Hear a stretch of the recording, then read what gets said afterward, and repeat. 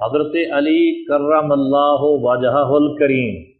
میں جملہ کی بولیا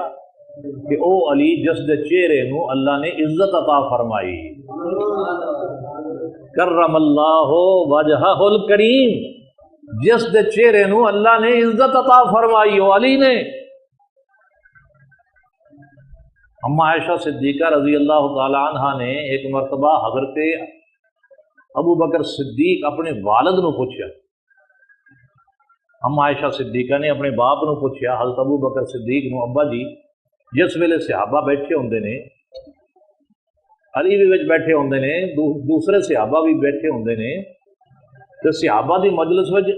ابا جی تسی ہر ویلے علی دا چہرہ تکدے رہندے ہو، ہور کسے پاسے نہیں ویندے،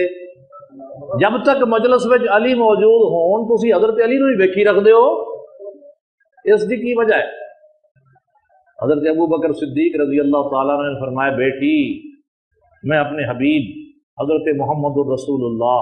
صلی اللہ علیہ وسلم نو اے فرماندیا سنیا ہے کہ علی دا چہرہ ویکھنا اللہ دی عبادت ہے، علی دا چہرہ ویکھنا اللہ دی عبادت ہے، لہذا میں زیادہ دیر تک علی دا چہرہ تکدا رہنا اور اللہ دی عبادت وچ مصروف رہنا۔